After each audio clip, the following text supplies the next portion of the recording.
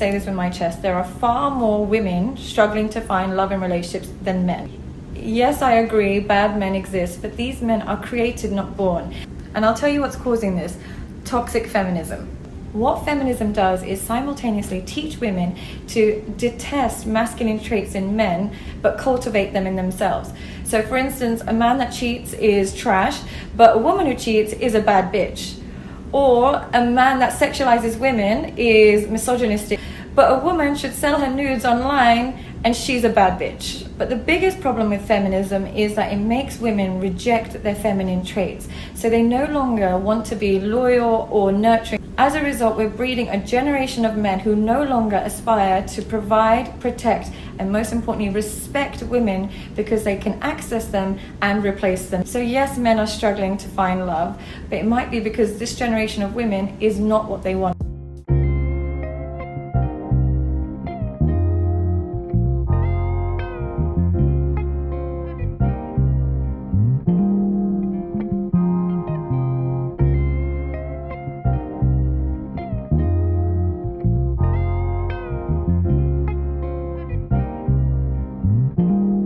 It's not personal, Tony. It's strictly business.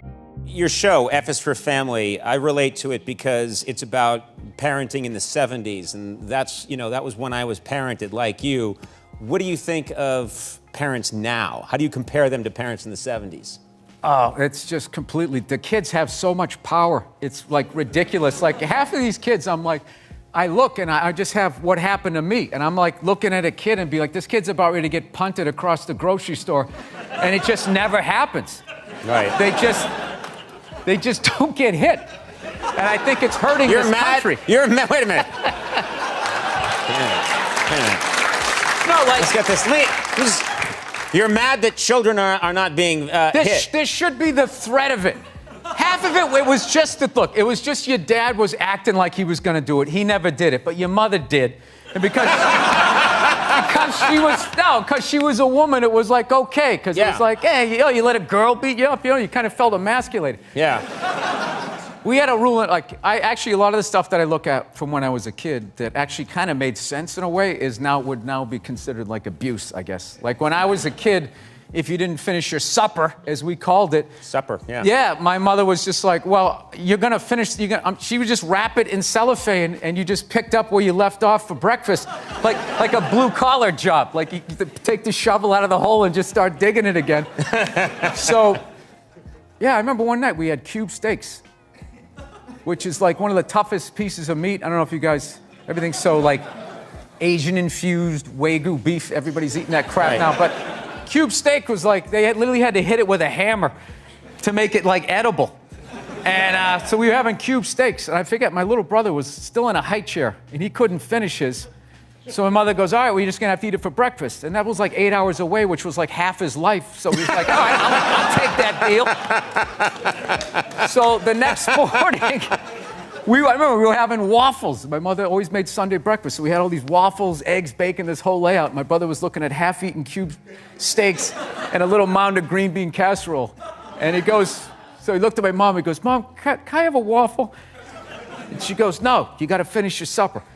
He's like, well, after I finish my supper, then can I have a waffle? She goes, no, that is your breakfast. And he goes, oh, Mom, I hate you. And my dad, without looking up, took a full glass of milk and threw it in his face. Swear to God. This is what kills me. What kills me. You want everyone today to have as miserable a childhood as you had. No, but it was kind of funny. We know what's hilarious was my mother just popped up and just immediately started cleaning up, and my dad just kept eating. Like he didn't like the roles were defined back then. Now the guy has to throw the milk, he has to clean it up while telling his wife she's brave for just sitting there. Like whatever that is. Did you hear it? Oh, I know. Women are so overrated, right? We went from We went from not listening to them to now it's